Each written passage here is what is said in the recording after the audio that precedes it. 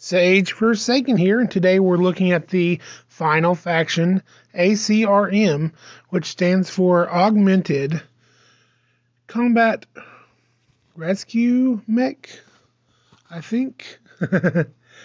Okay, so we're also going to be looking at the Air Assault Pack here, because the Air Assault Pack is made to peg into the ACRM. Now, the ACRM is, of course, piloted by, it's a drone mech. It's piloted, but not from inside the mech. So all the different peg holes on here are for different weapons and accessories to attach. And you can, of course, read over the bio here if you want to zoom in or whatever. But basically, it's piloted by Boyd, who is a 15-year-old disabled person. And, of course, he's piloting it using a state-of-the-art system. The Series 1 is listed here, and we're just going to go ahead and pop into here. So if you look at the back of the figure, there's peg holes on the back, there's peg holes on the side. Focus. There is a little bit of metallic paint on the front to make it pop a little bit. I really would love to see this thing with an awesome paint job to kind of make it even stand out even more. It might be time for me to finally break down and buy some Gundam markers. But as you can see here, the head does turn a little back and forth. It's a little tight. The arm did spin all the way around. There's no ball joints or anything like that in these figures like more expensive figures might have. But you are getting a really solid, well-made figure for your price. This thing is chunky and hefty. It has peg holes all over it for different accessories. And by itself, it's still a cool looking mech. It has lots of little scratches and damages sculpted into it. That's one reason I'd like to hit it with a paint job, is that all the different scuffs and scratches that they did in the sculpt, they didn't have to do that. They could have just easily, okay, and this is how far forward he'll kick. His legs don't go back hardly at all. They could have just easily thrown together a robot, but if you look at the sculpting, there's scratches on the arms, there's scratches on different parts of the chest. I'm really impressed by how they made it look lived in. And of course, as you can see here, it's chunky enough that it can bend all the way over and not fall over.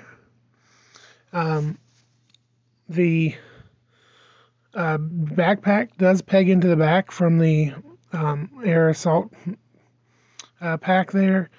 And of course, it looks pretty good that way. You turn it on side, it looks good. Now, the only thing is it does stay on real good, but when you look at it from the front, you can kind of see the holes in the backpack not being a solid piece. But for $1, you're really getting a good value for both the figure and for this pack to come with it. Basically, $2 you have a outfitted mech with guns, flight capability, and everything. Like all sorts of jetpacks and stuff. So it's got the jetpack here. And like I said, you can see that metallic paint is really hitting the light there. That's why I'd love to hit it with more of a paint job to see what else you can make pop out on it. Now, let's go ahead and look at putting some of the leg pegs in here. So the smaller air assault pieces you can see here are actually to peg in the back or the leg to give it more of a boost as far as capabilities go, jump capabilities, flight capabilities, that sort of thing. So with the jetpack and the jet and leg pack, and then the wings, you're going to have a flying mech, and that's pretty cool. And of course, it does come with some guns and stuff to give your mech more firepower. Okay, let's see. So here's the legs pegged in. Now the legs didn't seem to peg in quite as far because the way they don't match up exactly to the sculpt. And I assume the boosters are supposed to go downward, so that's how I placed them. So, I mean, obviously, it may be that I just didn't press hard enough on it. I've noticed there's one or two times when I was reviewing this or looking over this that when you really push hard on it, you can get the pegs to sometimes post in further than they seem like they will. I just don't want to break it when I'm reviewing it.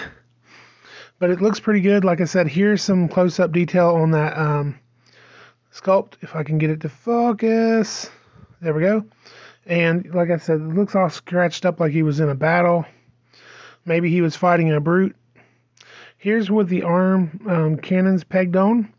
Now they will peg on either place, the shoulders or the arms on either side of the arms.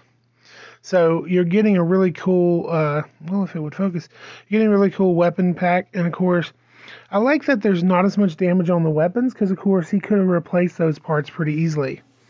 Here he is with his flight wing pack and jet packs and everything on there. I just assumed that the longer side went up, so I put it on that side. But it might have fit better the other way, I don't know.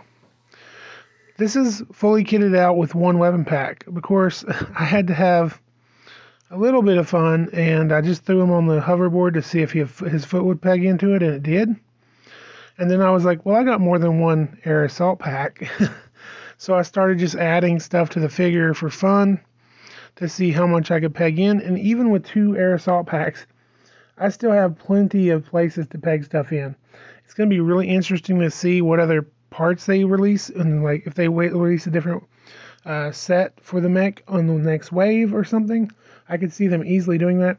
I also noticed looking at some of these other human figures, there are pegs on the robot arm for one of the guys and the leg pieces for this other guy. So it'll be interesting to see if those will fit the robot air mech pegs and stuff like that. Anyway, if you like these videos, like, comment, and subscribe, and pour on the plastic.